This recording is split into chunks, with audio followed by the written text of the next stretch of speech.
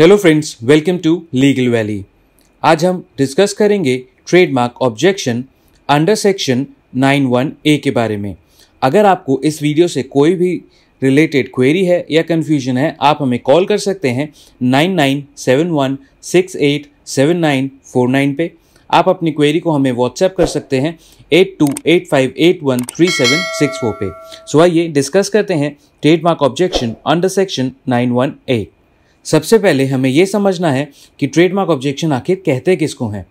जब भी हम ट्रेडमार्क को अप्लाई करते हैं तो उसे हम बोलते हैं ट्रेडमार्क एप्लीकेशन। जब भी ट्रेडमार्क अप्लाई हो जाता है उसे एग्जामिनर ऑफ ट्रेडमार्क इंस्पेक्शन के लिए ले जाता है। इंस्पेक्शन प्रोसेस को हम बोलते हैं एग्जामिनेशन ऑफ ट्रेडमार्क। अब ट्रेडमार्क का जो एग्जामिनेशन होता है या इंस्पेक्शन होता है वो कुछ ग्राउंड्स ऑफ ऑब्जेक्शन के ऊपर ही होता है। इन ग्राउंड्स ऑफ ऑब्जेक्शन को हमने दो पार्ट में डिवाइड किया गया है, जैसा कि सेक्शन 9 और दूसरा होता है सेक्शन 11। आइए पहले हम ये समझते हैं सेक्शन 9 एंड सेक्शन 11 क्या होते हैं। सेक्शन 9 एंड सेक्शन 11 जो होते हैं वो होते हैं ग्राउंड्स ऑफ ऑब्जेक्शन। सेक्शन 9 को हम बोलते हैं absolute ground of refusal from registration of trademark. वहीं पर सेक्शन 11 को हम कहते हैं relative ground of refusal from registration of trademark. Absolute ground कुछ ऐसे रीजंस हैं जिनको स्टिपुलेट किया गया है लॉ में, जिनके बेसिस पे ट्रेडमार्क एप्लीकेशन को स्ट्रेट अवे ऑब्जेक्ट कर दिया जाएगा। जबकि सेक्शन 11 के रिलेटिव ग्राउंड को बोला जाता है कि अगर आपके ट्रेडमार्क अप्लाई करने से पहले कोई ट्रेडमार्क रजिस्टर्ड है या फिर किसी और ने ट्रेडमार्क को अप्लाई किया हुआ है और आपका जो ट्रेडमार्क अप्लाइड है वो उससे पार्शियली या कंप्लीटली मैच करता है या रिलेट करता है, तब उस केस में आपकी एप्लीकेशन पे ट्रेडमार्क ऑब्जेक्शन रेज किया जाएगा अंडर सेक्शन 11। अगर आपको कोई क्वेरी है या कंफ्यूजन है, आप हमें व्हाट्सएप कर सकते हैं 8285813764 पे। आप अपनी क्वेरी या कंफ्यूजन को हमें कॉल करके भी सॉल्व कर सकते हैं। आप हमें कॉल कर सकते हैं 9971687949 पे। आप हमारी वेबसाइट को भी चेकआउट कर सकते हैं जो कि है www.legalvalley.in। आप अपनी क्वेरी या कंफ्यूजन को हमें ईमेल भी कर सकते हैं official@legalvalley.in के ऊपर। आज की हमारी वीडियो का मेन टॉपिक था trademark objection under section 91A। जैसा कि आप सेक्शन 9 को समझ चुके हैं कि वो होता है absolute ground for refusal of registration of trademark. अब सेक्शन 9 ऐसे रीड करता है The trademarks which are devoid of any distinctive character, that is to say, not capable of distinguishing the goods or services of one person from those of another person। Section 91A के अंदर दो main elements हैं। पहला कि आपका trademark distinctive characters को absent है या उसके अंदर एब्सेंस है डिस्टिंक्टिव कैरेक्टर का। सेकेंड चीज़ ये है कि आपका ट्रेडमार्क अपनी रिलेटेड गुड्स या सर्विसेज को सेग्रीगेट नहीं कर सकता किसी एक पर्टिकुलर पर्सन के लिए। सो उस केस के अंदर सेक्शन 91 ने हमेशा आएगा ही आएगा। अब हम एग्जाम्पल से समझते हैं कि सेक्शन 91A के अंदर डिवॉइड ऑफ डिस्टिंक्टिव कैरेक्टर का मतलब होता क्या है। देखिए, क्लास 5 जो होता है वो फार्मा सेक्टर के साथ डील करता है और सपोज आपने जो ट्रेडमार्क अप्लाई किया है वो कर रखा है FNF कवर्स कंट्री। अब इसके अंदर जो एलिमेंट्स हैं जैसे कवर्स, कंट्री, ये डिवॉइड होते हैं डिस्टिंक्टिव कैरेक्टर से। आपका प्रोडक्ट किस स्पेसिफिक फील्ड के लिए है, किन लोगों के लिए है, क्या चीज़ से डील करेगा, उसका मैन्युफैक्चरर कौन है, इन सब चीज़ों की एब्सेंस है। इसके अंदर ये फीचर्स या कैरेक्टर है ही नहीं। प्लस जो कंट्री वर्ड है उसका सेकेंडरी मीनिंग एक स्टेट का होता है ग्लोबल लेवल पे या फिर कॉन्टिनेंटल लेवल पे, एक पर्टिकुलर कंट्री का एक स्पेसिफाइड एरिया से डील करता है। सो आपका ट्रेडमार्क मेजरली किसी भी चीज़ के साथ रिलेट नहीं कर पाएगा।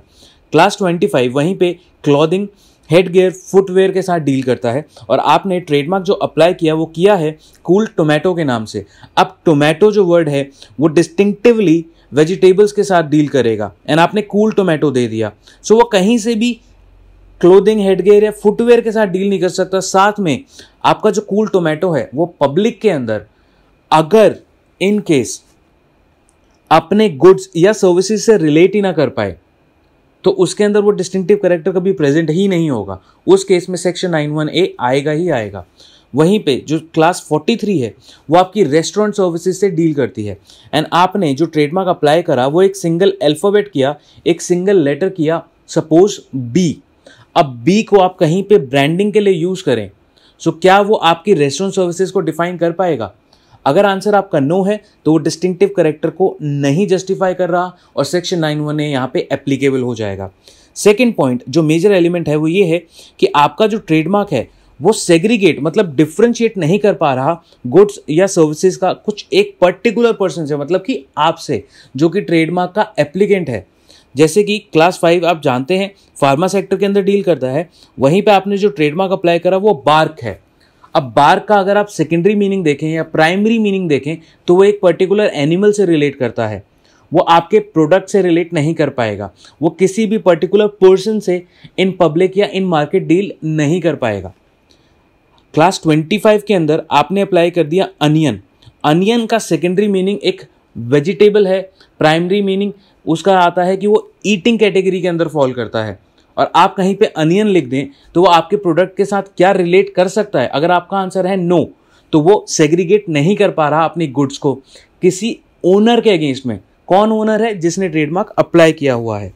ऐसे ही अगर आप सिंगल लेटर बी को अप्लाई कर देते हैं क्लास 43 के अंदर, तो क्या अगर मार्केट में उसे रखा जाए तो कोई परचेजिंग पब्लिक से, मार्केट में से जो कस्टमर आएगा, क्या वो ये पहचान पाएगा कि ये जो वर्ड है ये आपसे डील करता है? अगर आंसर नो है तो वो सेग्रीगेट नहीं कर पा रहा ट्रेडमार्क। उस केस के अंदर सेक्शन 9(1)A का ऑब्जेक्शन आएगा।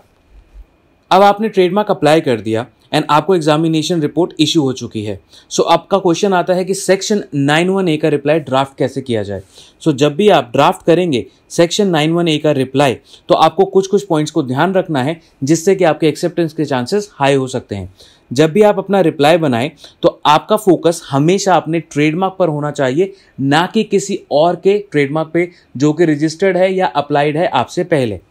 आपको हमेशा ये प्रूव करना है कि जो आपने ट्रेडमार्क अप्लाई करा है उसने, क्योंकि आपने उसको यूज़ किया है मार्केट के अंदर, कुछ ऐसे एलिमेंट्स को एक्वायर कर लिया है जिसकी वजह से डिस्टिंक्टिवनेस अटेन हो चुकी है, आपने यूनिकनेस गेन करी है, आपकी पॉपुलैरिटी बढ़ चुकी है। आपको ये चीज़ें प्रूव करनी है। आपको जब भी आप अपना रिप्लाई ड्राफ्ट कर रहे होते हैं सो केस लॉस का एकदम मिनिमम से मिनिमम यूज़ कीजिए, जिससे कि आपके ट्रेडमार्क एक्सेप्टेंस के चांसेस हाई हो सकते हैं। क्योंकि आपका पर्टिकुलर केस किसी ऑलरेडी डिसाइडेड केस के साथ मैच करेगा, उसके चांसेस बहुत कम होते हैं।